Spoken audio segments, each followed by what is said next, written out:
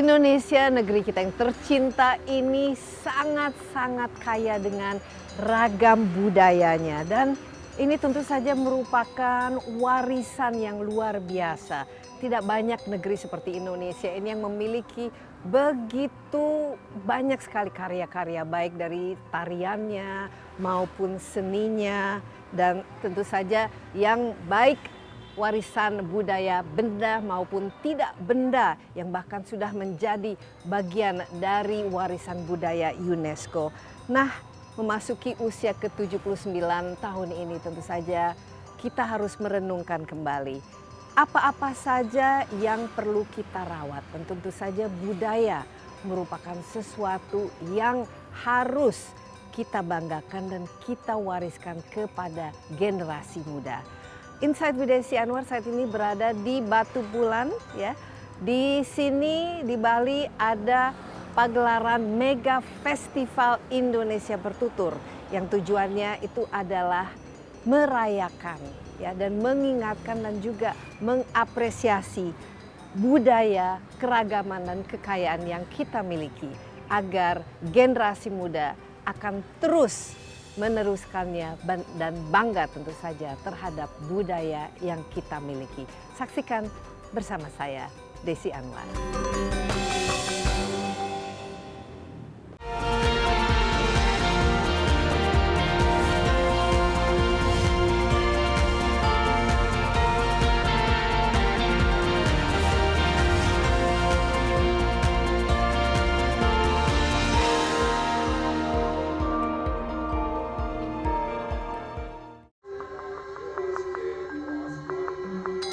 Mega Festival Indonesia Bertutur 2024 kembali digelar dengan mengambil lokasi di Pulau Bali.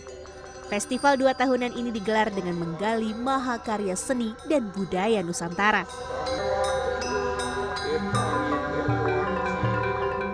Festival tahun ini dilangsungkan di Batu Bulan, Ubud, dan Nusa Dua dengan tema Subak sebagai kekayaan budaya yang menjadi inspirasi utama untuk mewujudkan harmoni dengan Sang Pencipta, alam, dan sesama. Mahawasundari dipilih sebagai seremoni dan pertunjukan untuk membuka keseluruhan acara Indonesia Bertutur dengan menghadirkan tari Bali dari 3 genre yang telah diakui sebagai warisan budaya dunia, yaitu Wali, Bebali, dan Bali-Balihan dalam sebuah pertunjukan yang hikmat dalam tatanan artistik terkini. Mahawasundari mengajak masyarakat untuk kembali menengok warisan leluhur lewat ritual, seni, mencari arah dan petunjuk untuk menemukan jalan yang lebih baik demi masa depan. Makanya ya harapannya juga dengan adanya kegiatan ini khususnya Mahawasundari tidak hanya sebagai atau dipandang sebagai sebuah pertunjukan saja, karena juga Mahawasundari sendiri ingin mengajak para hadirin sekalian yang hadir juga untuk bisa berdoa bersama demi keselarasan alam semesta ini. Rangkaian Festival Indonesia Bertutur 2024 yang berlangsung selama 12 hari dimulai dari 7 Agustus hingga 18 Agustus 2024 ini dimeriahkan oleh 900 seniman dari 15 negara dari Asia Tenggara, Eropa, hingga Amerika Serikat. Dimulai di tanggal 7 start dengan pembukaan Mahawasundari di Batu Bulan. Kemudian ada 5 exhibition kita lakukan di 5 museum di Ubud. Kemudian pada tanggal 14 dan 18 ada di Nusa Dua. Dan kalau untuk pengunjung kami berharap sebanyak-banyaknya karena acara ini gratis. Tidak hanya menyajikan hiburan, Mega Festival Indonesia Bertutur 2024 di Bali kali ini diharapkan dapat memantik inspirasi lewat beragam karya luar biasa dari para seniman dan dapat disambut baik oleh segala lapisan masyarakat.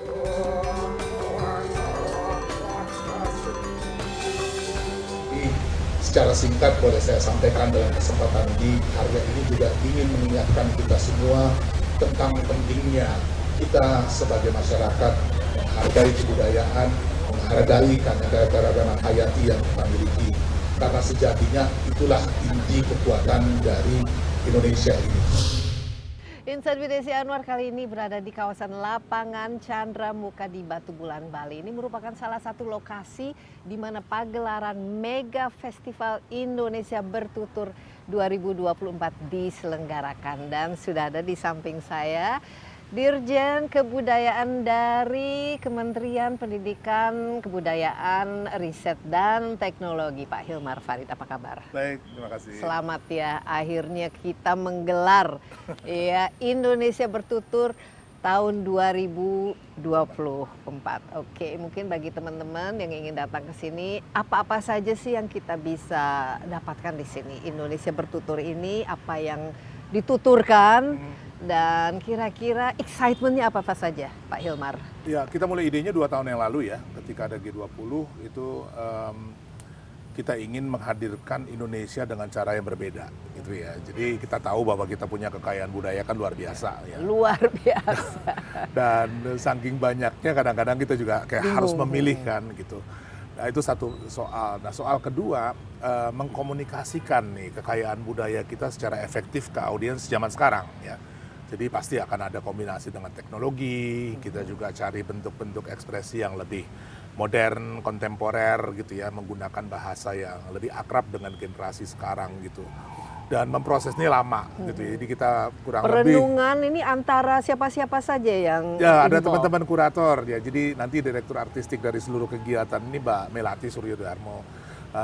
Beliau ini seniman visual, seniman performing arts, jadi kombinasi yang kita nilai cocok ya, karena bukan hanya dari segi kemampuan artistiknya, networknya di kalangan seniman Asia Tenggara dan bahkan ya dunia sebetulnya juga cukup luas ya. Jadi kita mengundang seniman dari banyak sekali negara gitu ya. Jadi ada 900 nih yang nanti 900 900 seniman yang akan ini terlibat. mancanegara, jadi Mancanegara. yang lokal berapa, yang mancanegara berapa, Pak Hilmar? Mungkin Ada sekarang 60-40 ya. 60 domestik ya. 60 domestik, 40-nya dari luar. Dan teman-teman ini memang secara individu juga udah banyak ya bekerja sama gitu. Jadi ketika kita mengumumkan Indonesia Bertutur gitu ya, mereka wah ini luar biasa gitu kesempatan untuk ikut dalam satu perhelatan besar. Dan ini memang beda ya dengan festival lain yang biasanya dipadatkan 2-3 hari, kita bikin 12 hari. 12 hari 12 ya? hari di 100 titik, 100 kegiatan tersebar di 3 tempat utama ya, di Batu Bulan ini, kemudian juga di Ubud, dan di Nusa Dua nanti 2 hari terakhir gitu. Jadi rangkaian kegiatannya memang cukup banyak, dan kita tahu ya karena kita punya keragaman yang begitu hebat, menampilkan keragaman yang hebat ini dalam satu panggung sulit.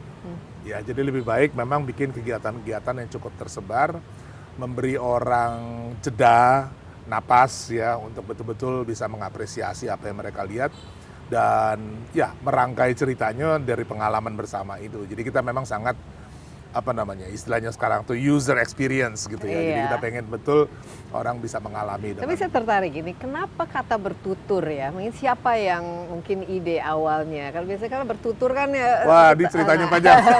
Yes. Ya.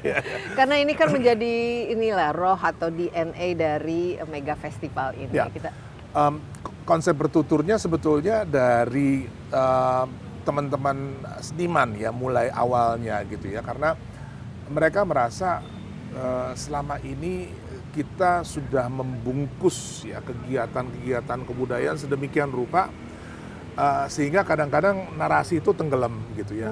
Artinya agak mundur ke belakang ya. Jadi misalnya sajian ya, kita sering lihat misalnya tarian medley Nusantara seolah merepresentasikan Indonesia gitu. Tapi ya tadi gitu ya, dia kehilangan kemudian banyak kekuatan naratif yang sebetulnya adalah kuncian. Tuturnya kan narasi ya gitu ya. Jadi ketika kita diskusi gitu, mereka juga bilang harusnya ya tadi ya nggak cukup cuma 2 hari, nggak cukup kalau semuanya di satu panggung gitu. Ini harus ada kesempatan untuk menuturkan. Nah begitu keluar kata itu kita tangkap itu ya. jadi menuturkan, jadi lebih ke narasinya ya. Tapi wujudnya itu kan macam-macam. Betul. Kalau kita lihat dari satu kata gitu, narasinya ini apa yang ingin dinarasikan?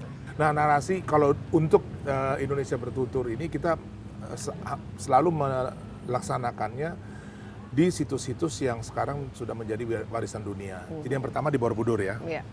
Pertama di Borobudur, jadi teman-teman seniman yang terlibat di sana diberi kesempatan untuk tinggal di Borobudur atau sekitar Borobudur, kemudian menyelami ya apa-apa yang ada di sana. dan dari sana melahirkan karya. Sama di sini kita juga memberi kesempatan mereka untuk residensi, temanya Subak.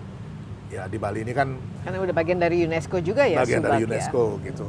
Dan ketika teman-teman kemudian berinteraksi ya dengan para pelaku budaya di sini, dengan masyarakat gitu ya, mulai menangkap kan gitu ya soal-soal yang ada di dalam pengelolaan Subak, dan itu menjadi kayak dasar mereka untuk berkarya gitu.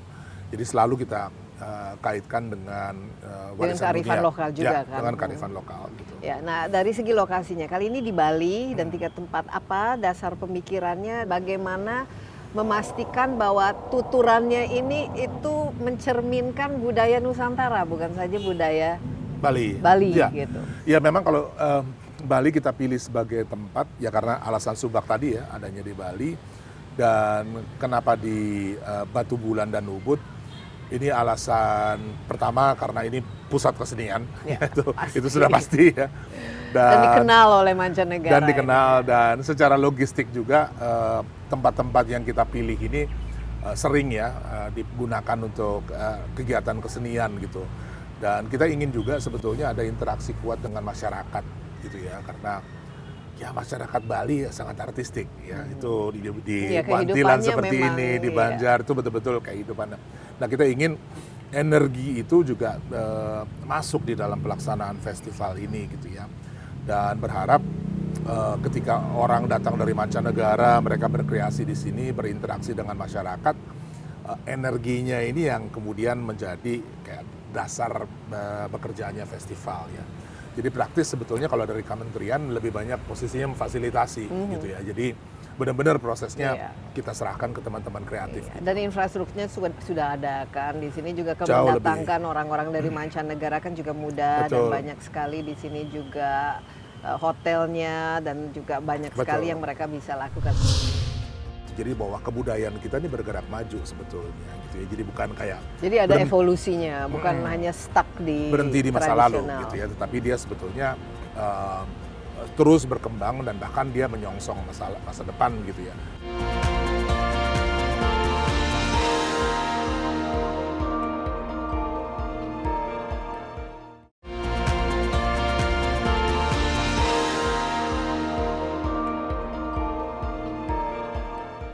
Dari kegiatan ini 12 hari dan di 3 tempat, dan ada 900 seniman dari mancanegara maupun domestik. Coba mungkin ada nggak highlights yang bisa di-share? Contoh-contoh dari pagelaran ataupun mahakarya nanti yang akan ditampilkan apa-apa saja? Ya ada karya-karya teman-teman dari Thailand gitu yang saya kira banyak pada akhirnya kalau kita perhatikan secara detail bicara tentang masalah lingkungan. Ya. Mungkin karena Subak, tapi saya kira ini juga general mood Ya, memang. yang Sekarang semua orang harus ini betul. ya. Orang banyak memperhatikan itu, dan karena konsep dasarnya Subak itu soal air, jadi banyak juga yang melakukan refleksi berdasarkan itu. Dan kalau selama 12 hari ini khususnya yang ada di Ubud, di beberapa galeri seperti Arma gitu ya, itu kita memang karya-karya yang ya boleh dibilang eksperimental, kontemplatif gitu ya. Jadi bukan untuk larger audience gitu. Jadi betul-betul lebih intim ya. Itu konsepnya begitu. Nanti di 2 hari terakhir di Nusa Dua gitu. Nah ini yang lebih terbuka, lebih ya. Dan tapi tetap ada karya-karya Mas Garin ya, Mas Garin Nugroho, Samsara itu film tapi menggunakan musik live ya. Jadi kita kembali ke bioskop 100 tahun yang lalu gitu ya. Jadi bentuk-bentuk itu kita pilih memang untuk mengingatkan bahwa kekayaan kita ini bukan hanya dari segi isi narasinya, tapi juga cara menceritakannya gitu ya.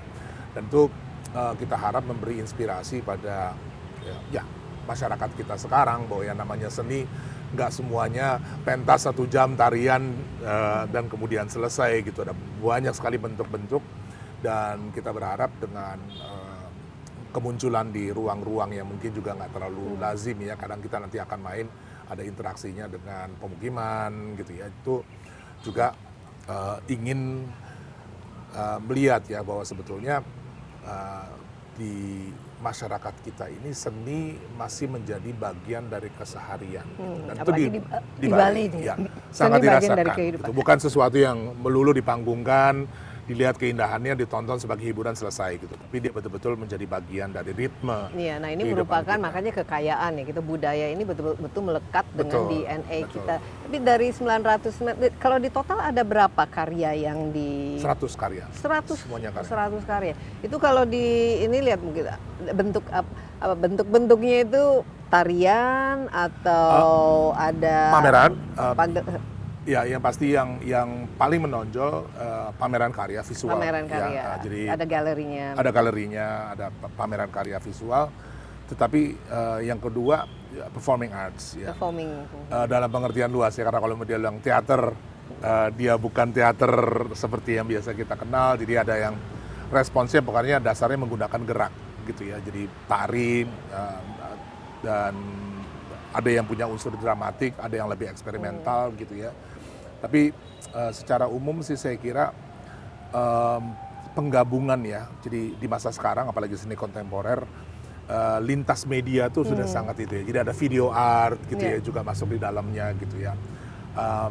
Ya. Jadi medium antara yang tradisional, misalnya musik dengan menggunakan alat-alat musik tradisional ada juga, tapi yang istilahnya sudah semua serba digital, serba visual itu juga ada. Jadi dan dikombinasi ya. Dan menarik karena ada beberapa maestro nanti juga yang akan hadirkan gitu, yang memang maestro seni tradisi yang siapa-siapa saja dalam proses penggaliannya ada bisu dari Sulawesi Selatan gitu yang akan datang gitu, dari Papua juga ada mama-mama yang sangat bagus dalam vokal gitu ya.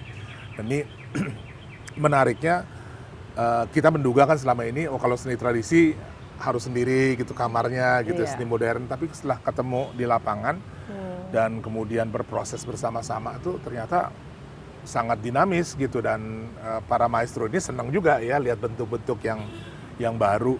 Dan saya sampai sekarang belum lihat karyanya ya, jadi masih sama-sama nunggu nih hasil akhirnya gimana. Tapi dari cerita teman-teman yang mengikuti proses, mereka sangat senang ya karena melihat bahwa apa yang mereka miliki yang disebut seni tradisi ini ternyata punya jalan untuk masuk ke zaman sekarang ya. Okay. Itu nah Pak Hilmar ini kan menarik. untuk tahun 2024, kalau yang dulu kan mungkin ada konteks G20 dan lain sebagainya ya. Ini siapa kira-kira dan yang diharapkan hadir di sini dari mana-mana saja, yang maksudnya yang untuk datang dan menonton dan menikmati, yang mendapatkan pengalaman di sini, dan sebagai animonya saat ini. kalau animo Tertarikan dari khususnya anak-anak muda ya untuk datang ke sini menyaksikan pagelaran festival ini. sama seperti di waktu di Borobudur gitu, kita memang fokus betul ke masyarakat lokal ya. Jadi waktu di Borobudur juga begitu, walaupun dalam konteks G20 gitu ya, tapi yang datang tuh dari Purworejo, dari Magelang, jadi dari sekitar Borobudur ya. Sekitar ya. Bahkan bukan Jogja gitu, itu menarik sekali ya. Jadi sampai malam itu jam 10 orang masih berdatangan, dan saya tanya gitu ya dari mana ya, dari sekeliling sana gitu. Dan kita juga di sini fokus utama komunikasinya ke teman-teman kalangan muda di Bali sendiri gitu ya. Dan ya kita berharap ya bahwa itu. Tapi kalau dari luar Bali banyak datang juga. datang juga. Kita tentu kita kirim undangan terutama ke teman-teman yang kreatif yang juga selama ini terlibat di dalam kegiatan-kegiatan kebudayaan gitu, dan lumayan itu animonya karena kita bikin undangannya agak unik Mbak Desi. Kita bikin undangannya tuh personalized gitu. Jadi kita ambil foto dari mereka yang kita undang dalam bentuk newsletter gitu, terus bilang dia akan hadir di sini gitu. Terus langsung saya ditanya, ini namanya nodong Pak. Setengah saya bilang, setengah. Tapi kira-kira dalam 12 hari ini berapa banyak orang yang diharapkan datang sini, Hilmar?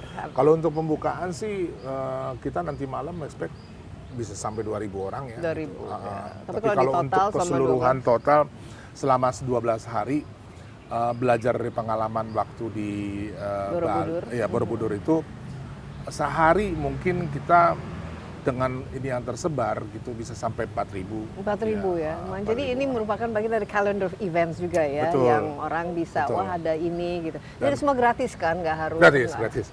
Kita terima kasih sekali juga sama pemerintah provinsi ya. Karena ini sudah masuk dalam calendar of event mereka. Ikut mereka bikin promosi di beberapa tempat, beberapa titik saya lihat juga itu udah cukup baik ya. Jadi kehadiran dari Indonesia Bertutur di Bali ini sudah lumayan dirasakan gitu. Tapi challenge-nya apa? Tantangan apalagi mendatangkan sebegitu banyak seniman, dan biasanya kan juga seniman kan punya ide-ide yang mereka punya keunikannya dan punya masukannya. Nah ini tantangan terbesar. Logistik mungkin yang paling besar gitu, karena 100 karya di berbagai tempat terpisah, komunikasi jadi penting ya gitu untuk memastikan ritmenya itu tetap sama gitu. Karena kita nggak ingin juga kegiatan ini cuma banyak tersebar gitu ya, tetapi dia harus connected gitu. Itu tantangan pertama. Tantangan kedua memang kalau sudah bicara tema ya betul ya, masing-masing punya tafsirnya gitu, ngerasa ini lebih. Tapi kita senang karena sekalipun melibatkan begitu banyak orang, keinginannya untuk menjadikan ini satu kegiatan yang memang bersama gitu, itu cukup kuat dari para pelaku. Dan ya itu thanks to Melati, teman-teman yang selama ini menjaga kuratorialnya, kepemimpinannya secara artistik, secara kreatif itu memang kunci gitu. Karena kalau tanpa itu kita akan cuma mendatangkan orang banyak, kegiatannya tersebar di mana-mana gitu. Ya, dan misalnya ya ada jurnalis dari mancanegara, mereka datang ke sini, mereka menulis mengenai Indonesia Bertutur ini. Kira-kira idealnya apa yang diharapkan dari narasi mereka, dari apa yang mereka saksikan? Pesannya itu apa yang mereka akan tuliskan mengenai Indonesia Bertutur ini? Mengenai khususnya budaya Indonesia, kan ini bagi orang yang mungkin kurang paham atau tidak terlalu mengerti mengenai keragamannya dan lain sebagainya. Ya, mungkin hal pertama adalah kesan mengenai keragaman yang sering diceritakan gitu ya, tapi sekarang ini kan hadir dalam bentuk yang cukup intens gitu ya. Selama 12 hari orang lihat begitu banyak karya, jadi itu hal pertama yang kita ingin lihat. Dan ternyata setelah masuk kan kesan yang sering muncul, Indonesia tuh rumah Toraja, tarian Bali, gending dan seterusnya gitu. Sementara kalau nanti mereka akan lihat kombinasi dari berbagai hal dan juga respons kontemporer terhadap itu gitu. Jadi bahwa kebudayaan kita ini bergerak maju sebetulnya gitu ya. Jadi bukan kayak ada evolusinya, bukan hanya stuck berhenti di masa lalu gitu ya, tetapi dia sebetulnya terus berkembang dan bahkan dia menyongsong masa depan gitu ya. Hal pertama. Hal kedua, tema gitu ya, karena Subak kita tahu Subak ini ya kita mesti jujur nggak baik-baik aja ya, situasinya. Persoalan air di Bali ini sangat-sangat serius dan itu muncul dalam percakapan sehari-hari di sana ya. Jadi kita juga ingin lihat bahwa kesadaran mengenai pentingnya menjaga lingkungan untuk keselamatan bersama itu besar sekali gitu ya. Dan itu cara yang bagus untuk menghadirkan problem ini ya secara artistik gitu ya, karena kita harap bahasa seni ini akan masuk di dalam relung yang lebih dalam lah gitu ya. Jadi bukan hanya kognitif, oh ya ada persoalan air gitu ya, tapi mereka bisa merasakan betul dan berproses selama 12 hari bersama-sama dengan masyarakat di sini. Harapannya juga itu ya, jadi ada komunikasi. Dan mungkin juga apresiasi terhadap ini Subak ini perlu dijaga, apalagi kalau sudah menjadi warisan UNESCO ya. Memang punya kewajiban kita untuk memastikan gitu, ada dilestarikan. Apalagi kira-kira yang kalau orang mencatat kalau saya juga model penyelenggaraan festival, karena ini agak berbeda ya dari banyak festival yang kita temui di Indonesia ini. Makanya kita berani mengklaim ini festival terbesar. Ya, bukan karena skala terbesar di Indonesia dari segi jumlah orang yang terlibat, lama waktu, kompleksitas penyelenggaraannya gitu ya. Dan bukan untuk tepuk dada ya, tetapi kita pengen bilang bahwa ya mengelola keragaman di Indonesia ini memang memerlukan teknik yang berbeda. Ya, jadi kita nggak bisa cuma gebiar hadir semalam membuat orang terkesan kemudian lupa gitu ya, tetapi komunikasi yang intens, sifatnya lebih intim ya, karena itu juga menggunakan ruang berbeda-beda, nggak perlu gede gitu ya, tetapi dia memberi kesempatan orang untuk mengalami Indonesia itu secara lebih utuh gitu. Dan itu kayak harapannya ya yang Iya. kita ingin. Kalau dari segi anggaran ini bagaimana? Sulit apakah untuk mendapatkan ya ini kan pasti Kita rencanakan lumayan ini besar. cukup jauh ya, anggarannya memang besar gitu, tapi kita rencanakan Ada private public partnership juga atau belum, harapannya itu masuk ya, karena Iya. orang akan melihat bahwa ini sebetulnya benefitnya kan lebih dari cuma sekedar kegiatan kesenian ya gitu ya, pariwisata masuk gitu ya. Jadi ke depan memang sudah ada pembicaraan gitu ya bahwa kita bisa merekrut sponsor gitu ya untuk kegiatan-kegiatan tertentu. Bahkan ada beberapa yang bisa kita dedikasikan ya kalau misalnya memang ada yang mau mengambil bongkah tertentu gitu. Itu ke depan akan begitu. Tapi tantangan terbesar sekarang ini karena sistem keuangan negara kita rigid ya, dan harusnya begitu. Jadi bukan sesuatu yang kita anggap menyulitkan, tetapi untuk kemudian menyesuaikan fleksibilitas di lapangan itu masih jadi kayak tantangan teman-teman administrasi ya yang menangani itu tantangan terbesar ya kalau untuk finansial. Cuma ke depan kita juga memang ya nanti ya pemerintahan baru mesti diskusi Nah gitu ini kira-kira bisa sustainable nggak tiap tahun kalau harusnya diadakan dong ya, bukan saja Kita di 2 Bali tahun tapi sekali. di 2 tahun 2 tahun sekali sekali ya ya. nanti. Ada ini sudah kira-kira bagaimana Pak Hilmar? Kita udah komunikasi ya dengan tim yang sekarang lagi mengurus transisi gitu untuk memberitahu juga bahwa kegiatan ini kalau diperbesar, diperkuat gitu, ya tadi ya akan menghadirkan Indonesia dengan cara yang berbeda Iya. gitu ya. Jadi kita nggak Apalagi juga melibatkan internasional kan dalam betul hal ini. betul gitu. Dan itu ya kalau bicara tentang festival internasional, saya juga berani bilang bahwa ini memang yang terbesar gitu ya. Dan kita mendapat seniman-seniman dari luar itu juga yang sangat berkualitas ya, mereka award winning artist gitu ya. Jadi milionya memang agak beda ya. Jadi ini bukan pop gitu ya. Jadi bukan artis-artis yang mahal ternama dan seterusnya gitu, tapi orang-orang yang memang sama misinya. Jangan, ya, ada kualitasnya lah kita Betul, bicara secara- fine ya, Betul. fine arts. Ini mulai dari yang praktikal gitu ya. Lihat aset yang dimiliki sekarang ini gitu ya. Baik yang tangible maupun yang intangible. Itu memang memerlukan organisasi sendiri gitu ya. Karena bukan hanya jumlah dan persebarannya gitu ya. Tapi agar dia bisa digunakan secara optimal gitu. Memang pada akhirnya kita memerlukan investment gitu yang sepadan gitu ya. Dan investment itu tentu anggaran Ya, gitu ya. pasti. Tapi yang nggak kalah pentingnya adalah SDM gitu.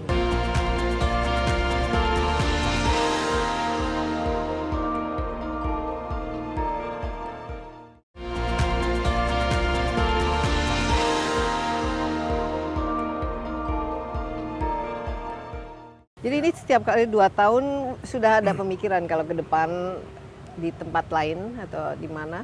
Kita udah terpikir ya, karena situs warisan dunia kita belum banyak ya. Kita pilihan-pilihannya nanti ada Sawalunto di Sumatera Barat, itu satu kota gitu ya. Itu juga kita lagi berpikir ya, ini kalau bikin di sana dinamikanya akan menarik gitu ya. Itu salah satu pilihan. Kemudian kita juga lihat, walaupun belum masuk ke dalam situs warisan dunia, itu di Makassar gitu ya, karena Makassar juga satu kota pelabuhan sangat dinamis ya.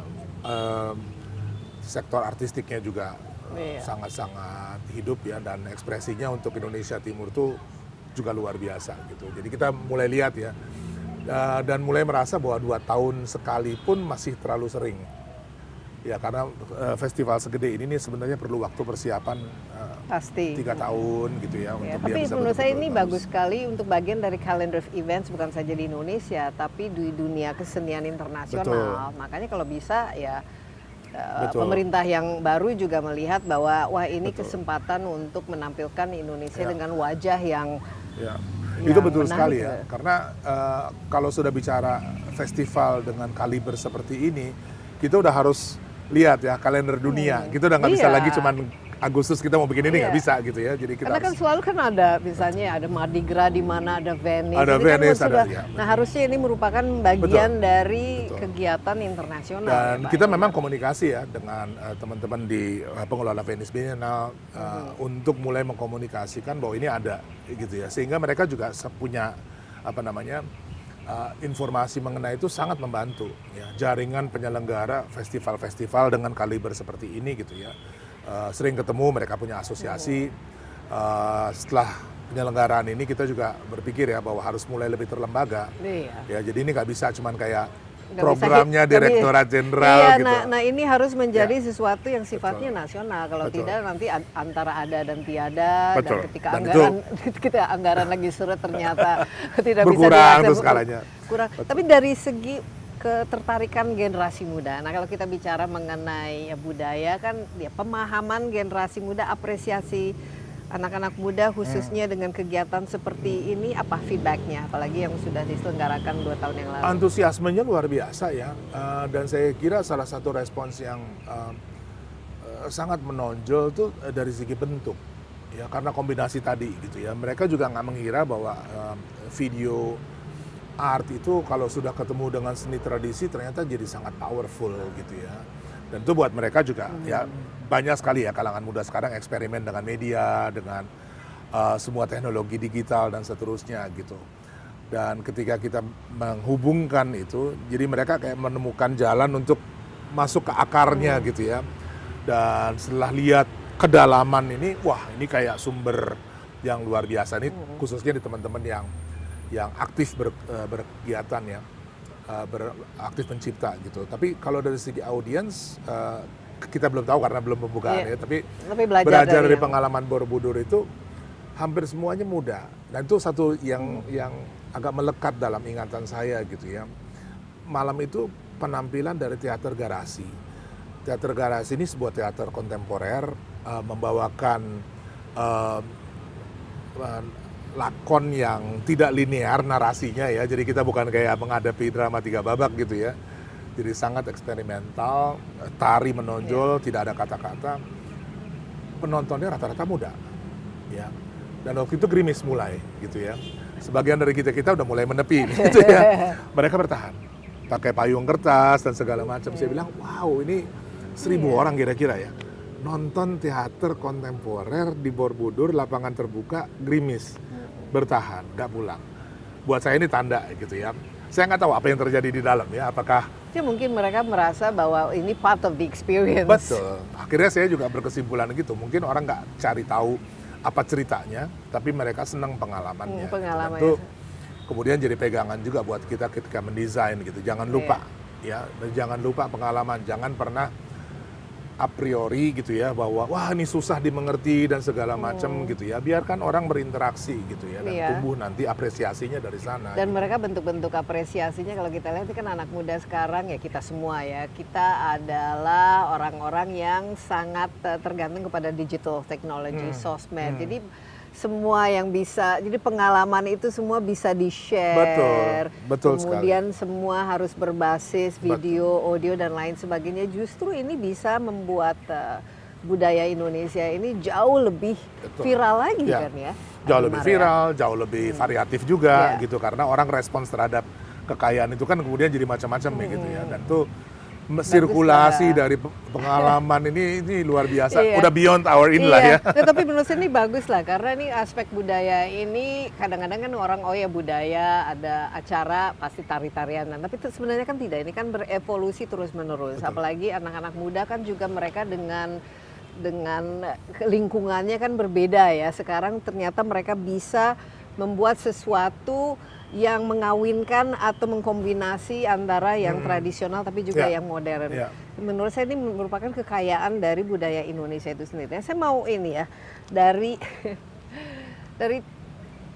pemerintah kan biasanya ada kebudayaan pariwisata, atau kemudian sekarang kebudayaan dengan pendidikan, terus ada riset, kemudian ada teknologi, terus kebudayaan tuh ada dengan ekonomi kreatif. Saya ingin ya bentuk idealnya gitu. Kalau di tempat lain kan ada yang namanya Ministry of Culture. Indonesia ini menurut Pak Hilmar ya sudah jadi Dirjen Kebudayaan cukup lama. Ini dibawa idealnya Ya. sehingga tidak perlu bongkar pasang dan pengemasannya maupun implementasinya itu tidak membingungkan gitu. Apa yang perlu? Kalau melihat dari ini mulai dari yang praktikal gitu ya, lihat aset yang dimiliki sekarang ini gitu ya, baik yang tangible maupun yang intangible, itu memang memerlukan organisasi sendiri gitu ya, karena bukan hanya jumlah dan persebarannya gitu ya, tapi agar dia bisa digunakan secara optimal gitu, memang pada akhirnya kita memerlukan investment gitu yang sepadan gitu ya. Dan investment itu tentu anggaran Ya, gitu ya. pasti. Tapi yang nggak kalah pentingnya adalah SDM gitu. Dan kalau sudah bicara tentang skala yang kita miliki, ini nggak mungkin kalau nggak diorganisasi dengan satu badan yang memang katakanlah betul-betul memiliki kemampuan ya untuk mengorkestrasi pemeliharaannya, terus bagaimana ini dimanfaatkan, dan yang ya tentu kuncinya pada akhirnya juga program yang berkesinambungan gitu ya. Jadi usulan misalnya kita dengar ya waktu debat presiden perlu ada kementerian kebudayaan, saya langsung yes gitu ya, karena ini yang harusnya kita punya gitu ya, bahwa nanti dia punya efek mendukung pariwisata dengan sendirinya ya. Dan kalau bicara tentang pariwisata mungkin yang kita perlukan adalah semacam tourism board ya di setiap dulu daerah. pernah itu zaman Menteri Pariwisatanya itu Yop Ave, saya ingat itu Iya, bagus iya, sekali betul. deh tourism. Jadi memang fokus ini promoting. seperti yang dilakukan oleh Singapura sama Betul, Malaysia. Jadi betul. hanya untuk memajukan tourism. Ya. Tapi budaya ini merupakan salah satu yang Ya karena kebudayaan selalu kita bilang kan sebetulnya dia adanya di hulu ya. Jadi soal penciptaan dan segala macam ini memang memerlukan investment, dan kalau dia terlalu cepat misalnya ditarik untuk urusan pariwisata, ya susah juga berkembang. iya. Festival ini membuktikan gitu ya. Saya berani bilang bahwa mungkin sebagian kegiatan kita ini nanti gitu bukan sesuatu yang akan menarik bagi turis secara instan. Turis yang kebanyakan datang ke sini gitu.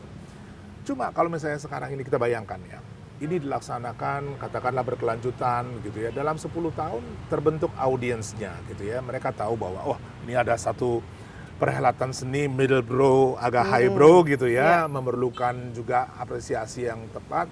Ya dengan sendirinya kita akan mendatangkan juga wisatawan yang berbeda jenisnya kan. Jadi bukan mass tourist gitu yang pokoknya akhir pekan di sini pengen santai gitu ya. Dan itu terbukti.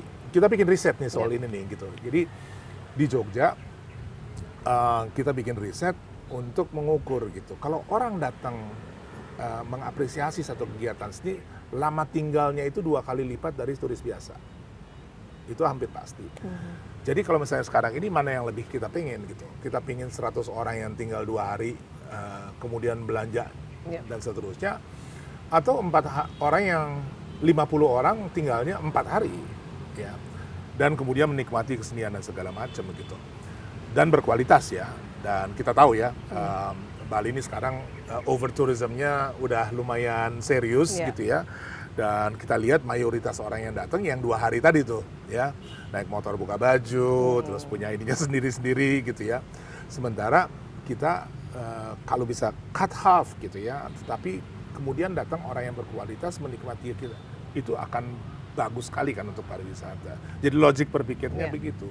Nah kalau dia terlalu cepat ditarik misalnya pariwisata, ekonomi kreatif dan seterusnya, susah dia berkembang. Gitu. Kalau menurut saya juga, jadi pemahamannya terhadap budaya, budaya itu kalau misalnya ada di situ pariwisatanya, jadi harus membuat wisatawan itu, turis itu tertarik. Padahal kan seperti Pak Hilmar katakan, orang kan misalnya ada orang yang memang tertarik dengan museum atau mereka mengapresiasi kesenian atau ingin ke galeri, itu kan beda dengan tadi turis. Dan kalau dikaitkan dengan ekonomi kreatif itu seolah-olah harus ada ininya cepat bisa lah, dijual harus dan cepat bisa seterusnya. dijual dan lain sebagainya. Indonesia ini memang sudah sepatutnya ada di atas di peta dunia secara signifikan gitu ya. Jadi bukan cuma sekedar ada Indonesia negaranya besar gitu ya, tapi secara kultural gitu dia memang harus betul-betul hadir gitu dan mesti signifikan ya.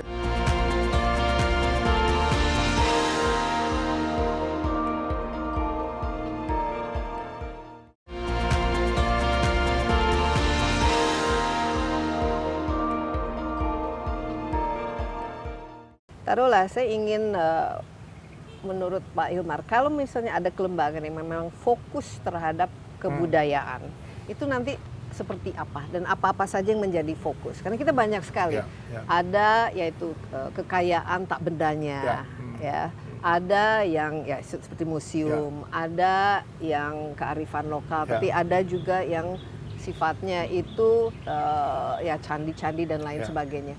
Bagaimana nanti idealnya? Kalau bicara tentang fungsinya sebetulnya sederhana sekali dan ini udah ada di dalam undang-undang ya. Jadi tugas yang mandatori dan sangat penting pelindungan. Pelindungan ini arti kita menginventarisasi sebetulnya apa sih kekayaan budaya yang kita miliki gitu ya. Karena ini krusial sekali gitu. Tanpa itu kita susah berpikir tentang bagaimana mengembangkan kan gitu ya. Jadi tahu betul-betul kekayaan budaya yang kita miliki, katakanlah yang sifatnya tangible itu kita punya berapa banyak, yang intangible berapa banyak, kondisinya seperti apa, apakah masih ada orang yang mengawal, apakah dia terancam punah, sehingga kita bisa mengambil langkah-langkah gitu ya. Itu yang pertama. Kedua, kemudian setelah kita tahu kekayaan kita berapa, gitu, seberapa banyak, pengembangannya gimana nih, ya. Dan tadi nih, festival seperti ini sebetulnya salah satu tugasnya adalah mengembangkan ya.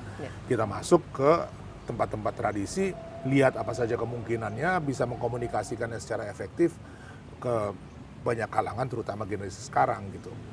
Setelah ini gitu, baru kita bisa bicara tentang bagaimana memanfaatkannya. Nah ini jurusannya apakah ekonomi kreatif, apakah pariwisata, dan juga untuk ke dalam ya. Jadi kita membayangkan juga bahwa kegiatan-kegiatan kreatif semacam ini berkontribusi juga terhadap pembentukan identitas. Nah itu dia. Ya, jadi being Indonesian gitu ya.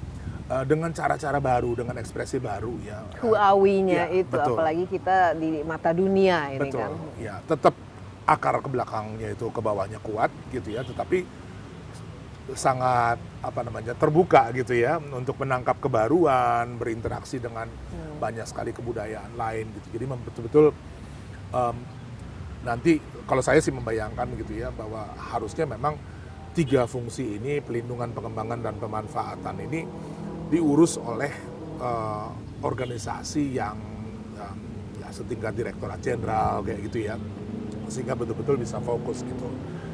Nah, unsur lain yang juga tidak kalah penting adalah diplomasi gitu ya. Jadi setelah kita katakanlah menggali dan menghadirkan semua ini, ayo dong komunikasikan gitu ya. Dan ya Indonesia ini memang sudah sepatutnya ada di atas di peta dunia secara signifikan gitu ya. Jadi bukan cuma sekedar ada Indonesia negaranya besar gitu ya, tapi secara kultural gitu dia memang harus betul-betul hadir gitu dan mesti signifikan ya. Jadi nggak, kalau saya selalu bilang sama teman-teman, udahlah kalau diplomasi budaya itu jangan setengah-setengah gitu. Iya. Ya mohon maaf, tapi bukan kayak ngirim satu pentas tari ke mana, nggak cukup. Tapi kita, gitu. to be fair ya, kita kalau ada G20 atau KTT summit Indonesia paling jago loh. Ini Oh iya. we good party ini ya, party maker. Jadi selalu orang itu wah sambutannya, tariannya, makanannya, presentasinya oke. Yeah. Mungkin substansinya atau implementasinya follow up-nya nggak jelas, tapi paling tidak itu kesannya itu ada. Kalau menurut saya kita sudah bagus lah di mata dunia. Hanya kalau saya lihat, kalau kita misalnya ke luar negeri ya, paling tidak kalau saya ke luar negeri, saya pasti cari museum ya. Museum itu luar biasa. Bahkan kalau kita sekarang ke Dubai atau ya kita itu pemerintahnya itu all out untuk membuat suatu museum yang orang itu langsung ingin gitu dari semua usia, baik untuk pendidikan maupun untuk hanya ingin melihat. Tapi kalau di kita, di pengelolaan museum itu kadang-kadang bikin kita sedih loh. Tidak ada semacam ya itu perawatan ataupun pemanfaatan dan juga pengembangan yang ya itu tadi karena sekarang ini misalnya ya karena otonomi daerah gitu ya. Jadi kita punya, pemerintah ini punya 110 museum ya. Waktu otonomi daerah, sebagian museum yang tadinya terkonsentrasi di kementerian ke pemerintah daerah. Pemerintah daerah tantangannya juga banyak, APBD nggak cukup, PAD belum tentu juga itu menjadi prioritas dan seterusnya. Sehingga layanan museum bervariasi sekali gitu ya. Ya tadi ya, kadang-kadang kita masuk miris gitu Iya. karena lihat nggak usah deh yang ngomongin infrastruktur yang berat-berat gitu ya, caption kadang-kadang nggak sesuai, kalau terjemahkan ke bahasa Inggris juga berantakan dan seterusnya gitu. Nah, ke depan kita membayangkan ini harusnya ada konsolidasi aset gitu ya. Oke, nggak usah mempersoalkan kepemilikan gitu ya, tetapi manajemennya gitu ya. Dan itu kita lakukan di pemerintah pusat gitu. Jadi sekarang 18 museum yang berada di bawah kementerian kita taruh di bawah satu atap manajemen gitu. Mulai terasa nih perubahannya gitu ya. Di Museum Benteng Vredenburg di Jogja, harga tiketnya naik, jumlah pengunjungnya naik gitu ya. Jadi mereka lihat gitu ya. Dan itu saya kira juga mematahkan anggapan selama ini bahwa museum suram ya, kemudian harganya murah, orang nggak mau datang. Biasanya gitu ya. kalau murah orang nggak apresiasi. Ya. Nah, kita balik nih sekarang, kita revamp dulu semuanya. Kemarin dibuka beberapa bulan lalu kita buka, harganya kemudian naik, justru jumlah pengunjungnya naik gitu. Itu bisa 3.000-an sehari. Iya. Itu rekor untuk mereka sendiri gitu ya. Jadi Dan sebenarnya animo orang mengunjungi Ada. museum itu kan ada. Ada. Cuman harus museumnya seperti apa, nah itu yang harus betul, dikelola jadi dengan kalau baik. kita lihat kemudian organisasi sangat menentukan, SDM kemudian sangat menentukan, dan pada akhirnya investment. Iya. Investment ini kadang suka salah ya dimengerti menurut hemat saya ya. Ketika misalnya ya kalau misalnya masukin gitu banyak itu cost melulu gitu. Dua hal, saya bilang udah terbukti nih dari Museum Vredenburg, pendapatannya naik loh. Ya. Jadi kita berani bilang kan sekarang bentuknya BLU ya. Kalau BLU tuh kita dikasih kayak semacam target pendapatan negara bukan pajak PNBP gitu ya. Tahun ini kita berani klaim ini akan nyampe ini PNBP targetnya. Jadi secara finansial sebetulnya returnnya lumayan. Dia tidak untung. Dan itu mesti kita tahu ya, di seluruh dunia di museum itu nggak ada yang making profit karena tiket. Gitu. Tiket itu kontribusinya less than 20%. Tapi gitu ya. penting untuk ya budaya, citra bangsa itu sendiri. Persis. Jadi kalau kita bicara tentang investment di sektor permuseum untuk kebudayaan, jangan berpikir tentang ROI dalam pengertian konvensional kembalinya duit. Kita mesti berpikir tentang social return-nya dari investment itu. Kohesi sosial, orang jadi lebih ngerti, identity terbangun, dan seterusnya. Kontribusi ini susah dinilai dengan uang gitu ya. Jadi efeknya kemudian untuk pembangunan kita secara keseluruhan itu sangat signifikan sebenarnya gitu. Nah, kalau pemahaman seperti ini udah rata, dan lagi ya, ini organisasi ya juga memang mesti betul-betul menjalankan misi ini dengan baik gitu. Sektor kebudayaan ini akan. Iya. Tapi tadi Pak Hilmar bicara mengenai SDM, apa yang masih perlu ditingkatkan di SDM kita bisa mengelola semua ini sesuai dengan harapan, fokus dengan pemahaman yang betul-betul sama lah. Ya, kalau bicara tata kelola kebudayaan secara keseluruhan ya, kita punya kekurangan yang cukup serius di middle management gitu ya. Jadi pelaksana gitu, kayak misalnya kurator ya.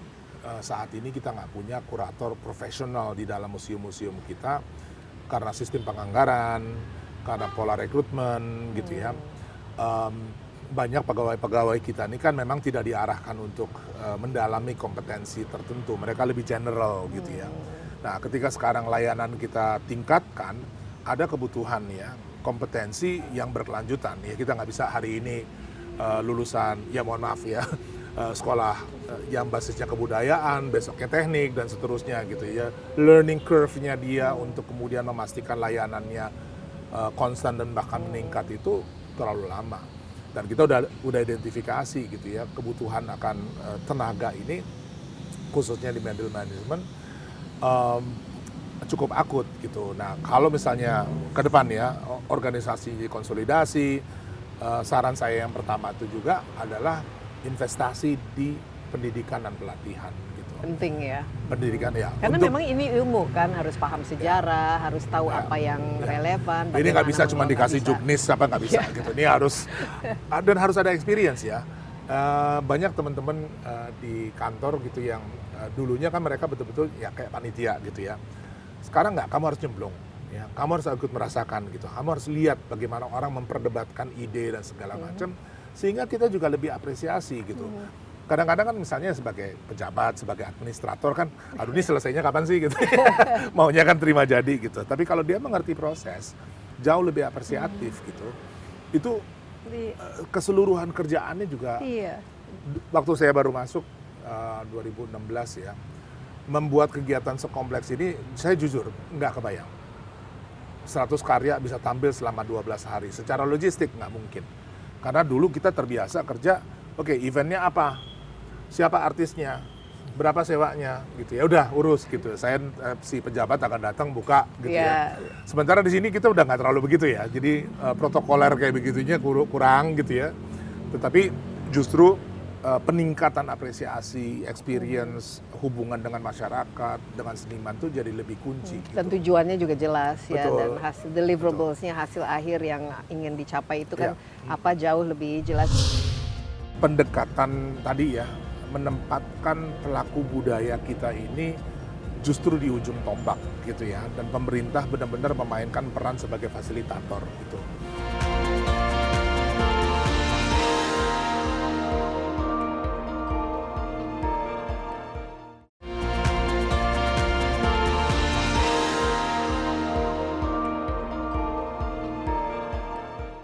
Pak Hilmar dari tahun 2016 ya, Dirjen Kebudayaan. Coba mungkin singkat saja, apa-apa saja sih yang Pak Hilmar tuh bangga telah melahirkan lah selama menjadi Dirjen Kebudayaan ya. Wow, I did this gitu. Kalau nggak salah kan ada beberapa undang-undang juga yang sempat di ini. Mungkin yang paling signifikan kalau untuk saya ya, adalah menggeser sumber daya gitu ya. Kalau sumber daya di masa lalu ini sangat terkonsentrasi di kantor kita sendiri gitu. Jadi misalnya keputusan penting mengenai apa yang mau dilakukan dan seterusnya itu kemudian jatuh kepada orang yang menduduki jabatan gitu. Dan saya sejak awal bilang ini nggak benar, kita ini administrator gitu. Saya bukan nggak punya pendapat tentang estetika gitu, tapi dalam kedudukan sebagai seorang Direktur Jenderal Kebudayaan, saya harus berani melangkah mundur. Gitu, karena keputusan estetik harusnya ada pada orang-orang yang memang kompeten, yang paham, ya paham dan diberi kewenangan penuh gitu, sehingga ya kita berharap ya kegiatan-kegiatannya jauh lebih bermakna, ya jauh lebih bisa meningkatkan apresiasi dan seterusnya. Nah, untuk bisa memastikan tuh sumber daya mesti kita geser kan. Ya. Jadi saya nggak punya kewenangan misalnya. Oh saya maunya si ini tampil. Saya mau lukisan yang ini atau tarian yang ini nggak bisa ya. Itu nggak bisa, gitu. Sehingga betul-betul sumber daya boleh dibilang pengelolaannya dari segi keputusan-keputusan penting mengenai apa yang mau dilakukan ada di masyarakat lebih besar. Dan itu bersamaan kita membuat dana abadi ya. Jadi dana abadi kebudayaan ini juga full, ini diakses sepenuhnya oleh masyarakat. Jadi saya bahkan nggak ikut di dalam proses seleksi gitu ya. Dan itu mungkin kalau mau bicara bangga gitu ya. Karena waktu saya di luar pemerintahan kan, kadang-kadang kan kita juga ngelihat ya, ini resourcesnya gede gitu ya, tapi kok ya nggak dirasakan gitu loh oleh masyarakat. Jadi itu satu hal yang saya kira sangat signifikan. Kedua, yang kita juga lihat perkembangannya cukup serius, trust, ya. Jadi kepercayaan ini kan untuk waktu yang lama, tipis ya, gitu. Jadi kayak misalnya, aduh kegiatannya pemerintah gitu ya. Dan pemerintah apa taunya sih pahamnya gitu, mengenai gitu. Nah sekarang paling enggak karena dari pemerintahnya juga ada perubahan sikap ya, jadi nggak lagi menjadi kayak center menentukan segalanya. Interaksinya dengan teman-teman pelaku itu juga jauh lebih menyenangkan gitu menurut saya. Bermakna lah, mereka juga jadi lebih apresiasi ya. Betul gitu, dan pelan-pelan sih saya lihat gitu muncul juga ya trust gitu bahwa oke deh gitu kita kolaborasi ya. Makanya saya bilang kegiatan seperti ini mungkin 10 tahun yang lalu agak susah, bukan hanya karena soal duit dan segala macam gitu ya, tapi mau nggak engage gitu ya dalam satu proses yang melibatkan stakeholder, ada pemerintahnya, ada seniman kontemporer gitu, ada masyarakat dan seterusnya gitu. Ada budayawannya. Ada budayawannya dengan berbagai macam perdebatan ide dan seterusnya gitu. Itu yang saya rasakan juga berubah gitu ya dalam 10 tahun terakhir ini. Dan ya Ya. Jejak yang kalau dilihat ke belakang ya senang gitu ya. Iya, dan saya lihat ini Pak Hilmar ini kalau saya bicara dengan kalangan seniman, wah Pak Hilmar oke, karena sangat suportif gitu. Jadi ini merupakan sesuatu yang menurut saya itu positif, dan adanya pagelaran seperti ini juga kita harapkan juga ada ininya lah, kontinuitasnya. Mungkin terakhir wishlist kalau ke depan, apalagi dengan pemerintahan baru, apa-apa lagi yang ingin Kalau yang aspirasinya dari seorang dirjen kebudayaan. aspirasi pasti ya, PR kita masih banyak banget gitu ya. Tapi saya sih berharap pendekatan tadi ya, menempatkan pelaku budaya kita ini justru di ujung tombak gitu ya, dan pemerintah benar-benar memainkan peran sebagai fasilitator gitu. Kedengarannya mudah gitu ya, tetapi PR-nya ini nanti secara teknikal juga akan banyak sekali. Nah, harapannya garis kebijakan seperti ini bisa berlanjut dan bahkan ditingkatkan gitu ya. Karena kalau kita perhatikan dunia dimanapun yang besar-besar ya, yang industri berbasis kreativitasnya gede, Korea, UK, hampir semua polisinya begitu. Pemerintahnya ramping gitu ya. Tapi agencies yang kemudian memfasilitasi ya proliferasi dari kegiatan-kegiatan kebudayaan itu justru kuat. Jadi ke depan saya berharap misalnya sektor permusiuman ya kuat secara independen ya. Jadi dia nggak perlu lagi ditaruh di bawah birokrasi rapat kelamaan gitu ya. Kasih aja kewenangan, kasih mereka investasi yang diperlukan sehingga dia bisa tumbuh. Sama untuk gedung-gedung pertunjukan kita. Sampai hari ini kita nggak punya resident show ya. Jadi kalau orang mau lihat misalnya sekarang sesederhana Timun Mas, kemana sih gitu, mesti nonton gitu ya. Nah saya pengen tuh ke depan setiap daerah harusnya punya gedung-gedung pertunjukan yang pantas dengan resident show yang juga dikurasi dengan baik gitu ya, sehingga fungsinya dia memajukan kebudayaan itu betul-betul bisa dirasakan gitu. Dan kita udah ngitung ya di kementerian, nggak mahal gitu. Ini bukan soal jumlah investasi sekian macam, enggak gitu. Tadi organisasi, SDM gitu ya, visi yang tepat, penerjemahannya baik gitu. Baru setelah semuanya terkumpul kita bisa ngitung berapa sih jumlah uang yang kita perlukan. Iya, gitu. kalau menurut saya yang perlu adalah pemahaman visi yang sama-sama gitu. Jadi visi kebudayaan Indonesia ini mau dibawa kemana, sehingga ya tidak lagi budaya bagian dari kita lihat apakah ekonomi kreatif atau bagian dari pendidikan atau bagian dari pariwisata dan lain sebagainya, tapi memang harus fokus itu sebagai lembaga yang betul-betul dan dia bisa mengelola ya budaya dan mengingat menyeluruh. posisi kita yang unik ya sebagai biocultural diversity terbesar di dunia gitu ya. Sudah sepatutnya kalau pengelolaannya seperti itu akan mengalir ke bidang-bidang pendidikan. Iya, itu pasti lah, karena ya memang kalau kita Indonesia ini luar biasa kayanya ya. Dengan budaya kita, tradisi kita. Kalau kita bicara mengenai kekayaan Indonesia itu nggak ada loh. Nggak ada, kita tuh surga kalau dibanding dengan negara lain. Jadi kita kita sebagai orang yang harus merawat dan meneruskannya, ini harus dikelola dengan serius, dengan fokus, sehingga semua ya bisa menikmatinya dengan bangga. Pak Hilmar, terima kasih banyak. Sama-sama. Dan kita harapkan juga ya Mega Festival Indonesia Bertutur tahun 2024 ini sukses, dan kita bisa membuat Mega Festival ini ke depan sebagai bagian dari kalender event bukan saja di Indonesia tapi di seluruh dunia. Ya, demikian Insight with Desi Anwar kali ini. Terima kasih juga atas kebersamaan Anda. Jangan lupa Anda juga dapat menyaksikan acara ini di cnnindonesia.com dan di YouTube CNN Indonesia Insight with Desi Anwar. Sampai jumpa, stay safe, bye-bye.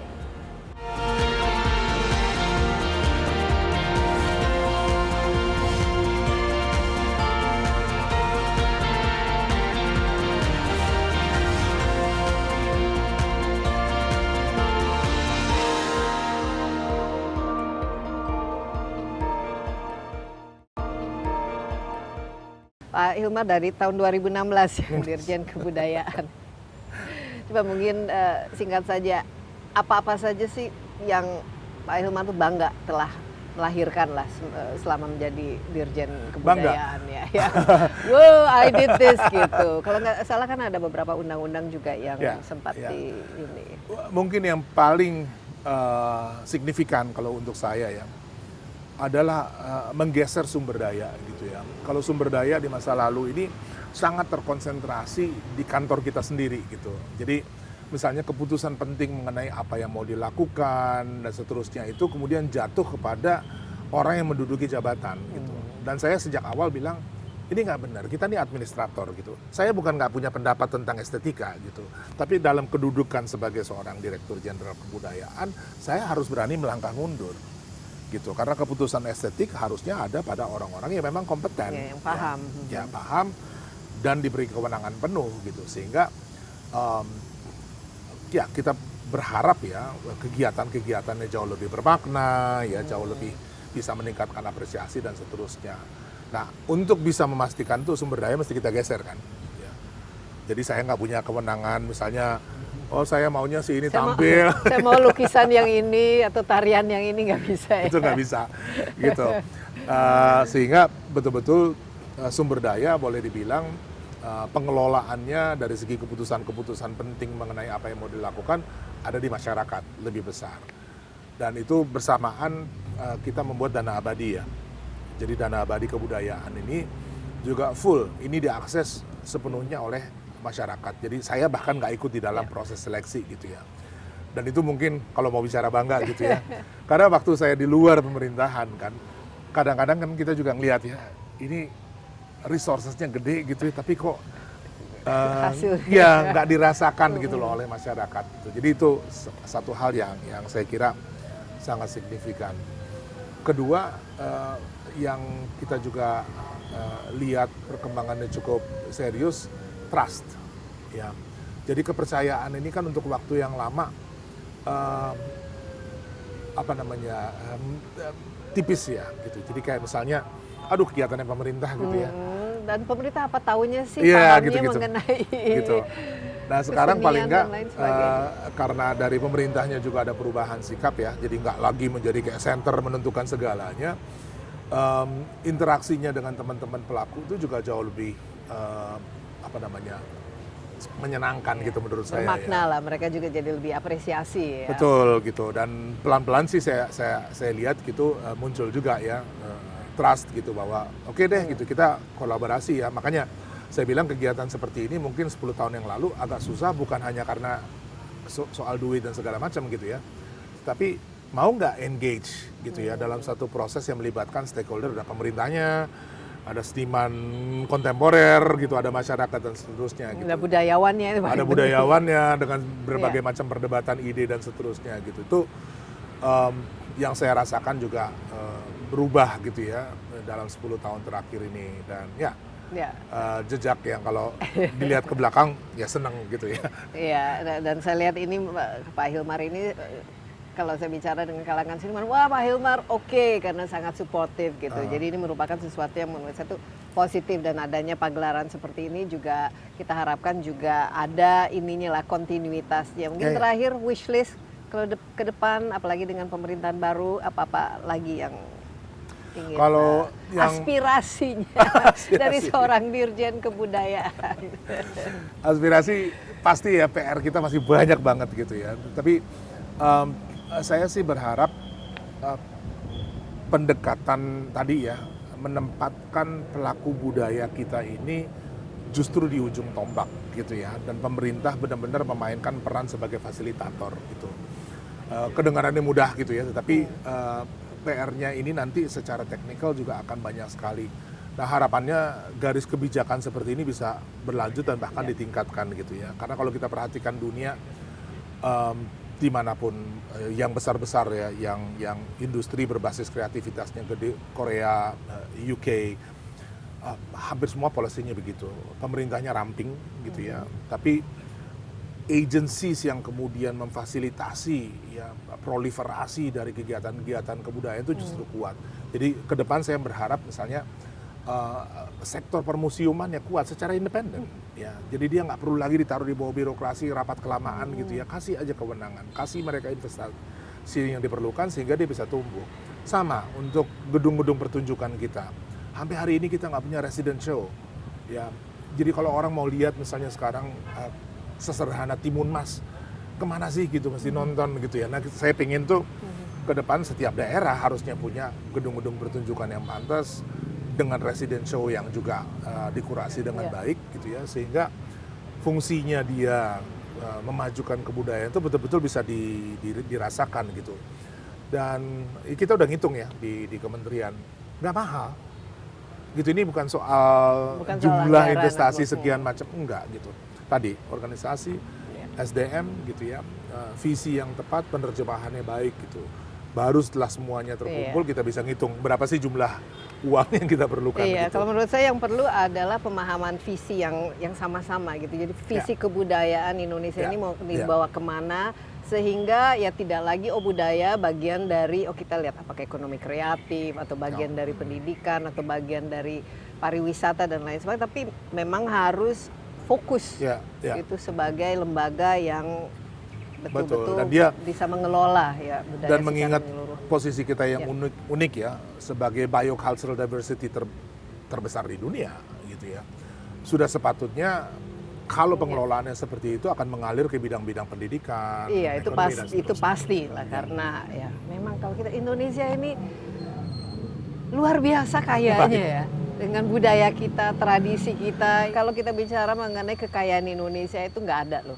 Nggak ada, kita tuh surga kalau dibanding dengan negara lain. Jadi kita sebagai orang yang harus merawat dan meneruskannya, ini harus dikelola dengan serius, dengan fokus sehingga semua ya bisa menikmatinya dengan bangga.